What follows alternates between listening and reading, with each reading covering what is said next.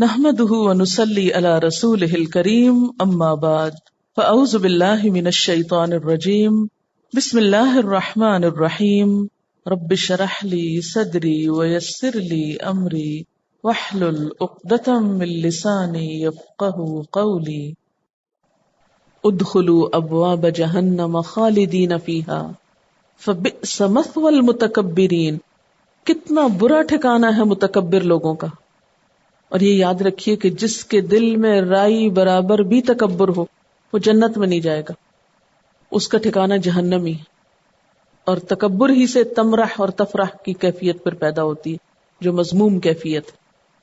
ہم اپنی زندگی کا جائزہ لیں، اپنے آپ کو چیک کریں کہ کہیں رائی کے دانے برابر کہیں اٹکا ہوا تو نہیں کہ وہی رکاوٹ بن جائے، مصیبت بن جائے کل. کیونکہ رائی کے دانے جتنا بھی نکال بار پھینکنا ہے نا، بعض اوقات ہم بڑی بڑی صفائی کر لیتے ہیں، چھوٹا ایسا چھوڑ دیتے.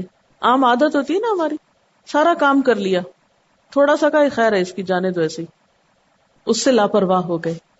خدا نہ خواستہ ایسا نہ ہو کہ وہی لاپرواہی کل پکڑ کا سبب بن جائے.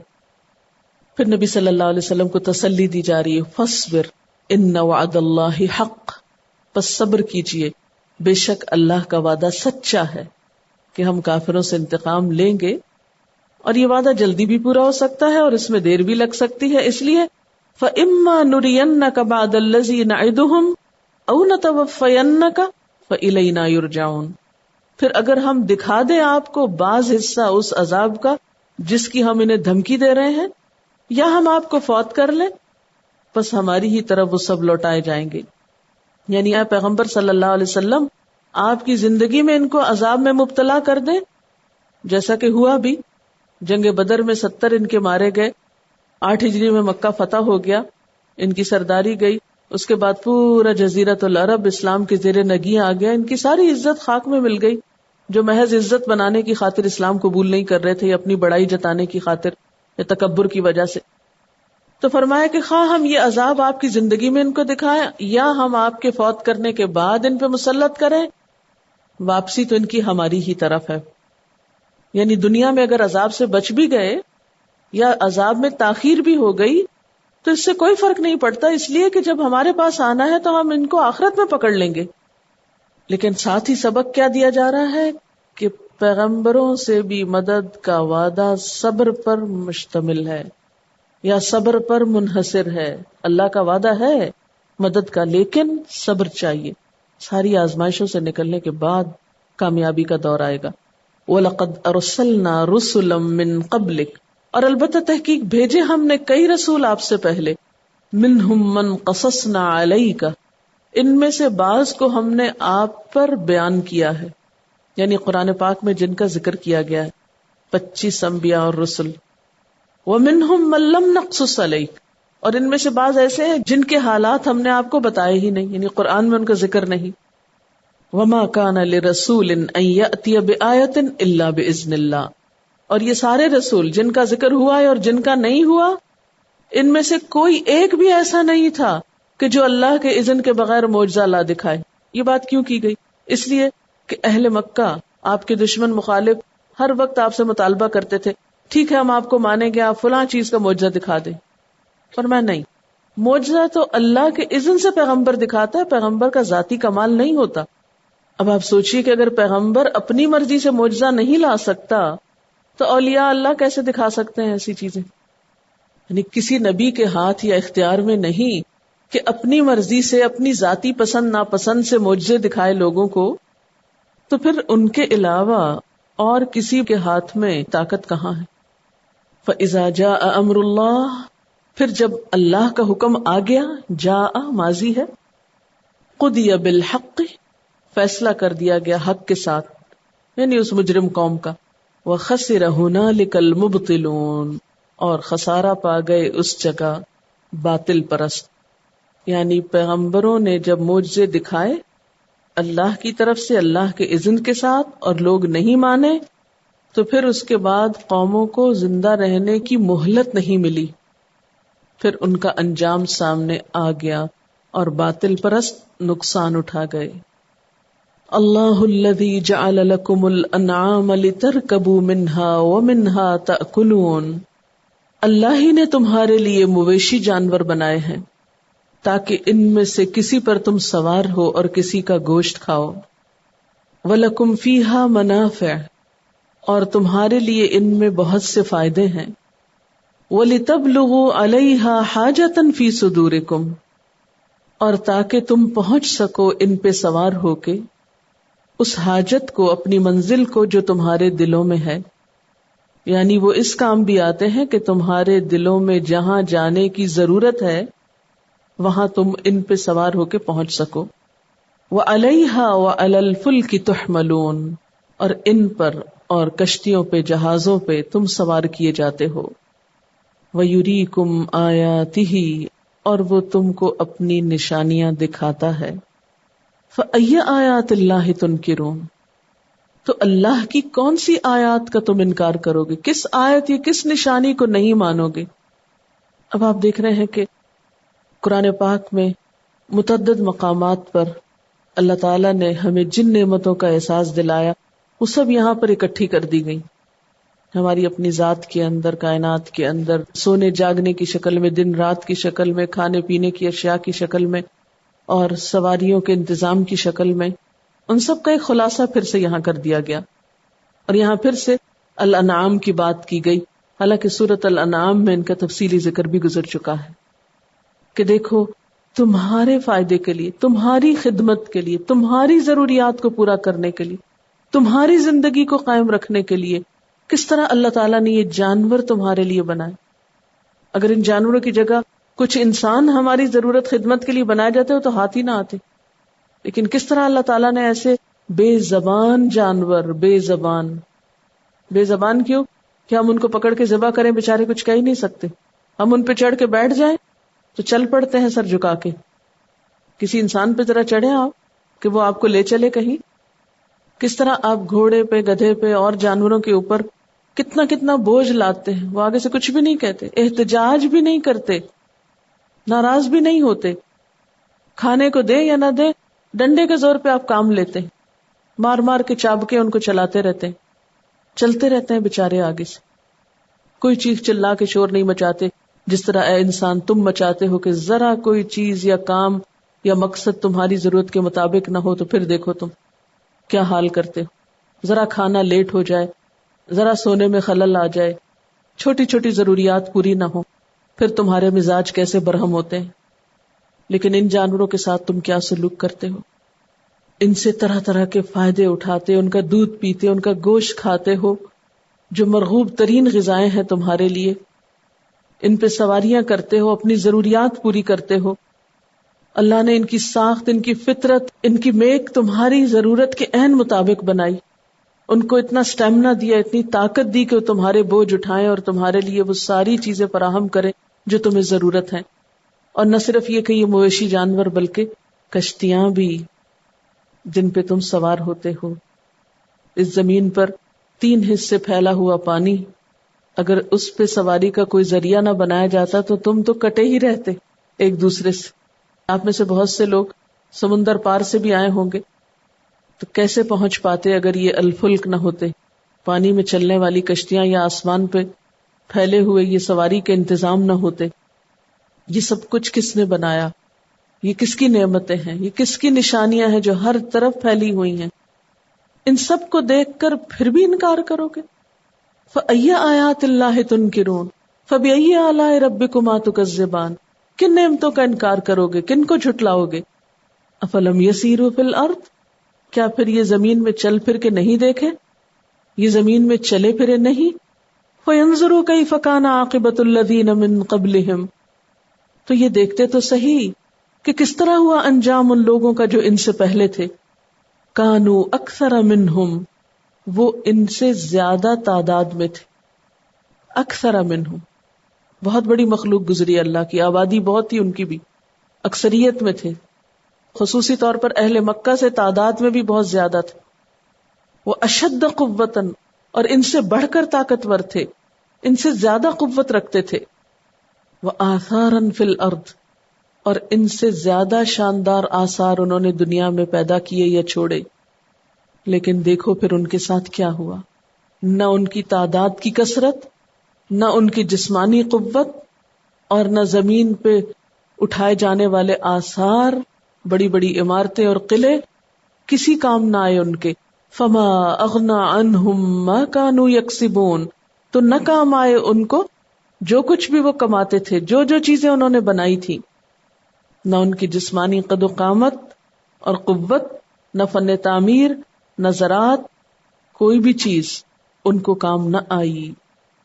اور ماں کو اگر استفہامیہ معنی میں لیا جائے تو دیکھو کیا کام آیا ان کے، کون سی چیز کام آئی؟ کچھ بھی تو کام نہیں آیا. جو بھی انہوں نے کمائیاں کی، جو بھی محنت کی. فلما جاءتهم رسلهم، کیوں اور کب یہ کام نہ آیا؟ پھر جب آئے ان کے پاس ان کے رسول بالبینات، کھلی کھلی نشانیوں اور دلائل کے ساتھ، تو انہوں نے پیغمبروں کی باتوں کی طرف توجہ ہی نہیں کی، بلکہ اس کی بنسبت فرحوا بما عندهم من العلم، خوش ہوتے رہے، مگن رہے اس علم میں جو ان کے پاس تھا پہلے سے ہی. کتنا زبردست نقطہ اللہ تعالیٰ نے یہاں بیان کیا ہے. ان سب تباہ شدہ، برباد شدہ قوموں کا حال تو دیکھو. میں کل ہی اس بات پہ غور کر رہی تھی کہ اتنی بڑی بڑی قومیں ہیں جن کا ذکر اللہ تعالیٰ ہر تھوڑی دیر کے بعد کرتے ہیں، ہر صورت میں، ہر سپارے میں ان کا ذکر آتا ہے. قوم نوح، قوم عاد، سمود، جب عذاب آئے ہوں گے کیا چیز ہوگی کہ پوری قوم بجھ کے ختم ہو کے رہ گئی، ایک بھی نہیں بچا، ایک بھی نہیں بچا، سب چلے گئے. ساری ان کی مہارتیں، ٹیکنالوجی، علم، سائنس، ہر چیز بجھ گئی، ختم ہو گئی. اللہ تعالیٰ نے کچھ بھی باقی نہیں چھوڑا. یعنی ایک شخص کا بھی ہلاک ہونا، ایک شخص کا بھی فوت ہونا کوئی معمولی بات نہیں ہوتی. کہاں یہ کہ ساری قوم مر جائے؟ اگر کسی گھر کے سارے لوگ مر جائیں کتنا اس کو بدشگونی کی علامت سمجھا جاتا ہے، کتنی نحوست. کہاں یہ کہ پوری کی پوری قوم، پورا ملک ختم ہو جائے کسی کا، سارا اقتدار، سارا علم، یہ کوئی معمولی چیز ہے. اور پھر وہ قومیں بھی ایسی، اکثر منہم اشد قوتا وآثارا فی الارض، جن کے زمین میں بڑے بڑے نشان تھے، بڑے بڑے کام تھے، بڑی بڑی ترقیاں تھیں. کیا ہوا ان کے ساتھ؟ فما اغنی عنہم ما کانوا یکسبون، سبب کیا تھا، وجہ کیا تھی، وہ ترقی ان کے کام کیوں نہ آئی؟ اصل بات یہ تھی کہ جب ان کے رسول ان کے پاس واضح دلائل پر مبنی تعلیمات لے کر آئے تو انہوں نے پرواہی نہیں کی. کیوں بے پرواہی برتی؟ فرح، مگن رہے، مشغول رہے. پیچھے آپ کو فرح کا معنی بتایا گیا نا، مگن اور مشغول ہونے کے معنوں میں بھی آتا ہے. کسی نعمت کو پا کے اس میں مشغول ہو جانا، مصروف ہو جانا، بس اسی کا ہو کے رہ جانا. فرحوا بما عندهم من العلم، علم میں سے جو ان کے پاس تھا، ان کی اپنی ٹیکنالوجی، ان کی اپنی کتابیں، فلسفے، مہارتیں، سکلز، بس وہ اسی میں ہی خوش تھے.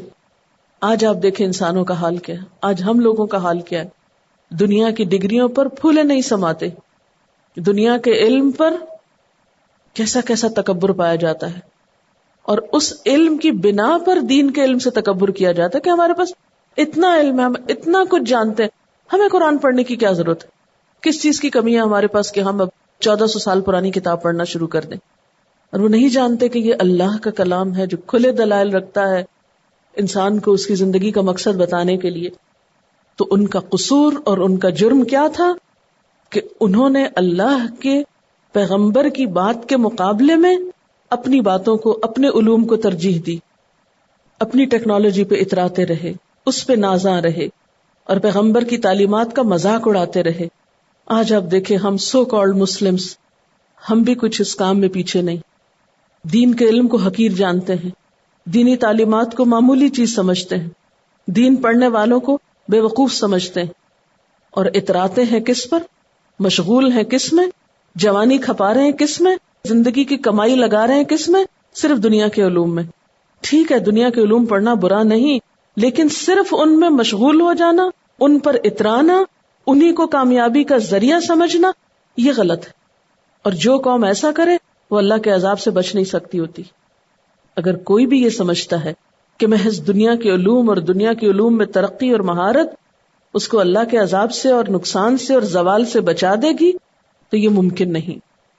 انسان سمجھتا ہے کہ زندگی بس یہی ہے جو اس زمین پر ہے، یا کائنات یہی ہے جو ہمیں سامنے آنکھوں سے نظر آتی ہے. نہیں، ستاروں سے آگے جہاں اور بھی ہیں.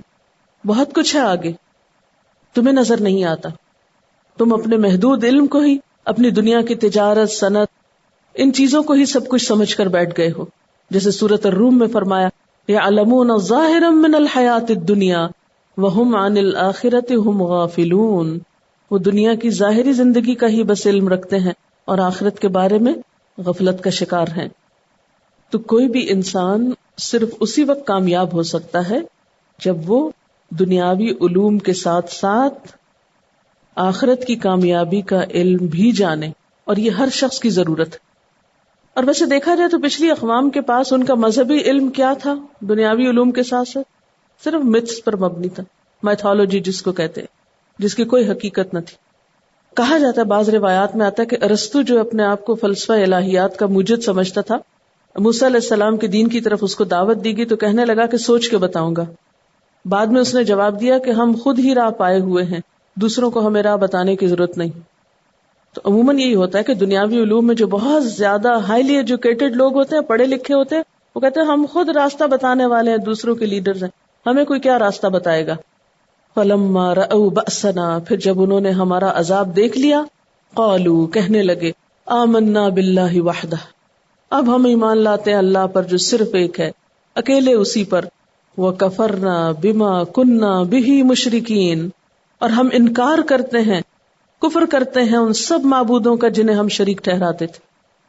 اور سارے معبودوں میں پھر یہ علم اور ترقی بھی آ جاتی ہے کہ جو ان کے اللہ کی طرف جانے کے راستے میں حائل تھی. فلم یک ینفعہم ایمانہم لما رأوا بأسنا، لیکن ہمارا عذاب دیکھ لینے کے بعد ان کا ایمان ان کے لیے کچھ بھی فائدہ مند نہ ہو سکتا تھا. کیوں؟ سنت اللہ، یہ اللہ کا طریقہ ہے کہ عذاب آنے کے بعد کسی کا ایمان بھی قابل قبول نہیں.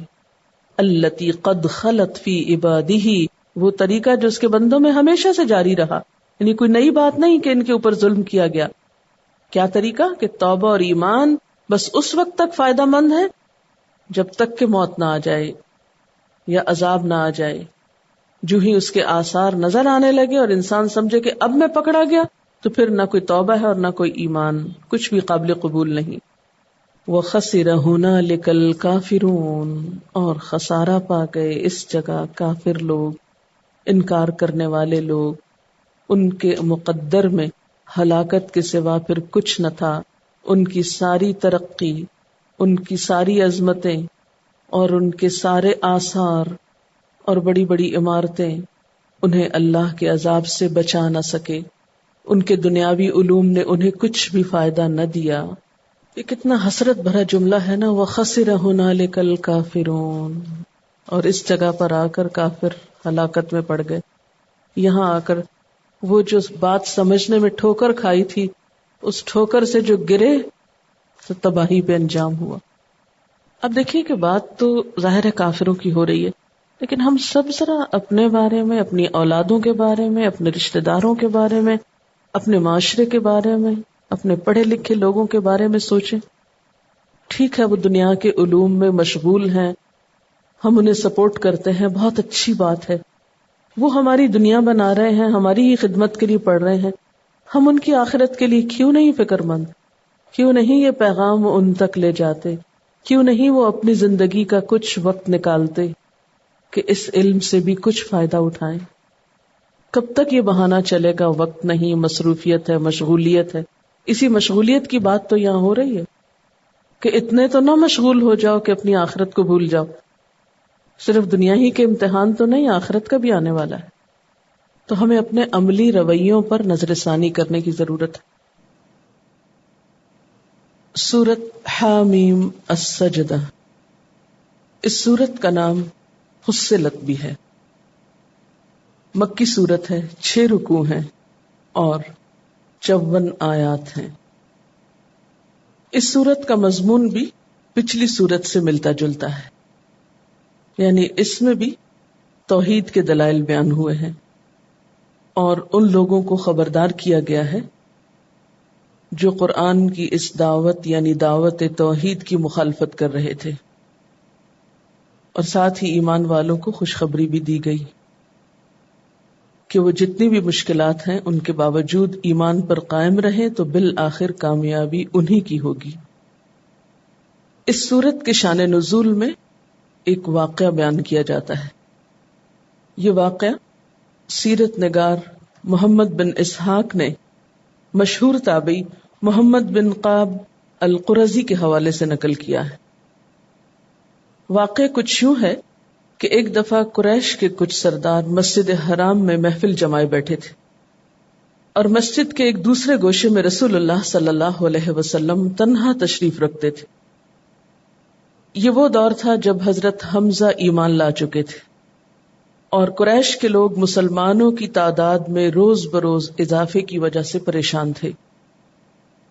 اس موقع پر عتبہ بن ربیعہ ابو سفیان کی خسر، اس نے سرداران قریش سے کہا کہ لوگو، ساتھیو، اگر آپ لوگ پسند کریں تو میں جا کر محمد صلی اللہ علیہ وسلم سے بات کرتا ہوں اور ان کے سامنے چند تجاویز رکھتا ہوں، شاید کہ وہ ان میں سے کسی تجویز کو مان لیں اور ہم بھی اسے قبول کر لیں، اس طرح وہ ہماری مخالفت سے باز آ جائیں، یعنی ہم باہم کوئی سمجھوتا کر لیتے ہیں۔ سب حاضرین نے اس کی اس تجویز سے اتفاق کیا اور عتبہ اٹھ کر نبی صلی اللہ علیہ وسلم کے پاس جا بیٹھا۔ آپ تنہا تشریف فرما تھے، پاس بیٹھ گیا آگے۔ آپ اس کی طرف متوجہ ہوئے تو اس نے کہا، بھتیجے، تم اپنی قوم میں اپنے نسب اور خاندان کے اعتبار سے جو حیثیت رکھتے ہو وہ تمہیں معلوم ہے، مگر تم اپنی قوم پر ایک بڑی مصیبت لے آئے ہو۔ تم نے لوگوں میں تفرقہ ڈال دیا ہے، ساری قوم کو بے وقوف ٹھہرایا، قوم کے دین اور اس کے معبودوں کی برائی بیان کی اور ایسی باتیں کرنے لگے جس کا مطلب یہ ٹھہرا کہ ہم سب اور ہمارے باپ دادا کافر تھے۔ اب ذرا میری بات سنو، میں کچھ تجاویز تمہارے سامنے رکھتا ہوں، ان پر غور کرو، شاید کہ ان میں سے تم کسی کو قبول کر لو۔ تو رسول اللہ صلی اللہ علیہ وسلم نے فرمایا، ابو الولید آپ کہیے، میں سنوں گا۔ اس نے کہا، بھتیجے، یہ کام جو تم نے شروع کیا ہے، اس سے اگر تمہارا مقصد مال حاصل کرنا ہے تو ہم سب مل کر تم کو اتنا کچھ دے دیتے ہیں کہ تم ہم میں سب سے زیادہ مالدار ہو جاؤ۔ اگر اس سے اپنی بڑائی چاہتے ہو تو ہم تمہیں اپنا سردار بنا لیتے ہیں، کسی معاملے کا فیصلہ تمہارے بغیر نہیں کریں گے۔ اگر بادشاہی چاہتے ہو تو ہم تمہیں اپنا بادشاہ مان لیتے ہیں۔ اگر تم پر کوئی جن وغیرہ آتا ہے جسے تم خود دور کرنے سے قاصر ہو تو ہمیں بتاؤ، ہم بہترین اطباء کا انتظام کر دیتے ہیں، یعنی علاج کرا دیتے ہیں اور اپنے خرچ پر تمہارا علاج کراتے ہیں۔ عتبہ یہ باتیں کرتا رہا اور رسول اللہ صلی اللہ علیہ وسلم خاموشی سے سنتے رہے۔ پھر فرمایا، ابو الولید، آپ کو جو کچھ کہنا تھا آپ کہہ چکے، یعنی اور تو نہیں کچھ کہنا؟ اس نے کہا، ہاں۔ آپ نے فرمایا، اچھا اب میری سنو۔ اس کے بعد آپ نے بسم اللہ الرحمن الرحیم پڑھ کر اس سورت کی تلاوت شروع کی اور عتبہ اپنے دونوں ہاتھ پیچھے زمین پر ٹیکے غور سے تلاوت سنتا رہا۔ آیت سجدہ یعنی آیت نمبر 38 پر پہنچ کر آپ صلی اللہ علیہ وسلم نے سجدہ کیا، پھر سر اٹھا کر فرمایا، اے ابو الولید، میرا جواب آپ نے سن لیا، اب آپ جانیں اور آپ کا کام۔ عتبہ اٹھ کر سرداران قریش کی مجلس کی طرف چلا تو لوگوں نے دور سے اس کو دیکھتے ہی کہا، خدا کی قسم، عتبہ کا چہرہ بدلا ہوا ہے، یہ وہ صورت نہیں جسے لے کر گیا تھا۔ پھر جب وہ آ کر بیٹھا تو لوگوں نے کہا، کیا سنائے؟ اس نے کہا، بخدا میں نے ایسا کلام کبھی نہیں سنا، خدا کی قسم نہ یہ شعر ہے، نہ سحر ہے، نہ کہانت ہے۔ اے سرداران قریش، میری بات مانو اور اس شخص کو اس کے حال پہ چھوڑ دو۔ میں سمجھتا ہوں کہ یہ کلام کچھ رنگ لا کر رہے گا۔ فرض کرو اگر عرب اس پر غالب آ گئے تو اپنے بھائی کے خلاف ہاتھ اٹھانے سے تم بچ جاؤ گے اور دوسرے اس سے نمٹ لیں گے، لیکن اگر وہ عرب پر غالب آ گیا تو اس کی بادشاہی تمہاری بادشاہی اور اس کی عزت تمہاری عزت ہوگی۔ سرداران قریش اس کی یہ بات سنتے ہی بول اٹھے، ابو الولید، آخر اس کا جادو تم پر بھی چل گیا۔ عتبہ نے کہا میری جو رائے تھی وہ میں نے تمہیں بتا دی، اب تمہارا جو جی چاہے کرو۔ اسی طرح بعض روایات میں یہ بھی آتا ہے کہ آپ صلی اللہ علیہ وسلم نے جب یہ آیت پڑھی فَإِنْ أَعْرَضُوا فَقُلْ أَنذَرْتُكُمْ صَاعِقَةً مِثْلَ صَاعِقَةِ عَادٍ وَثَمُودَ، جس کا ترجمہ ہے کہ اگر یہ لوگ منہ موڑتے ہیں تو ان سے کہہ دو کہ میں تمہیں عاد اور سمود کے عذاب جیسے ایک اچانک ٹوٹ پڑنے والے عذاب سے ڈراتا ہوں۔ جب آپ اس آیت پہ پہنچے تو عتبہ نے بے اختیار آپ کے منہ پہ ہاتھ رکھ دیا اور کہا خدا کے لیے ہم پہ رحم کرو۔ بعد میں اس نے سرداران قریش کے سامنے ایسا کرنے کی وجہ یہ بیان کی کہ آپ لوگ جانتے ہیں کہ محمد صلی اللہ علیہ وسلم کی زبان سے جو بات نکلتی ہے وہ پوری ہو کر رہتی ہے، اس لیے میں ڈر گیا کہ کہیں عذاب آ نہ جائے۔ بہرحال تفسیر ابن کثیر وغیرہ میں یہ واقعہ بہت تفصیل کے ساتھ بیان کیا گیا ہے۔ ان ساری حوامیم کو پڑھتے ہوئے عبداللہ بن مسعود کا وہ قول ذہن میں رہے کہ جب انہوں نے ان کو ایک باغ سے بھی تعبیر کیا تھا، خوبصورت باغ روضہ سے تعبیر کیا تھا۔ بسم اللہ الرحمن الرحیم، حامیم، حروف مقطعات، تنزیل من الرحمن الرحیم، اتاری ہوئی ہے رحمان الرحیم کی طرف سے۔ تنزیل باب تفعیل ہے جس میں تدریج اور اہتمام کا عنصر پایا جاتا ہے، یعنی آہستہ آہستہ اتری ہے، بہت اہتمام کے ساتھ اتری ہے۔ اس سے قرآن پاک کی شان کی عظمت بیان کرنا بھی مقصود ہے۔ اور پھر من الرحمن الرحیم، اللہ تعالی کی دو صفات کا ذکر کیا جا رہا ہے کہ یہ کتاب اس ہستی کی طرف سے آئی ہے کہ جو رحمان اور رحیم ہے، یعنی اسماء حسنہ میں سے یہاں رحمان اور رحیم کی صفات کا حوالہ دیا جا رہا ہے۔ اس حقیقت کو سورۃ الرحمن میں بھی بیان کیا گیا ہے۔ الرحمن علم القرآن، رحمان نے قرآن کی تعلیم دی ہے، یعنی اس قرآن کا آنا، نازل ہونا دراصل انسانیت پر اللہ تعالی کی رحمت کا ایک بے مثال نمونہ ہے، یا اس قرآن کا بندوں کے لیے بھیجا جانا اللہ تعالی کی رحمت کی وجہ سے ہے۔ اس نے یہ کلام بھیج کر بندوں کو کسی مشکل میں نہیں ڈالا، بلکہ بندوں پر نہایت رحمت فرمائی ہے۔ وآخر دعوانا ان الحمد للہ رب العالمین۔ سبحانک اللہم وبحمدک نشہد ان لا الہ الا انت نستغفرک ونتوب الیک۔ والسلام علیکم ورحمۃ اللہ وبرکاتہ۔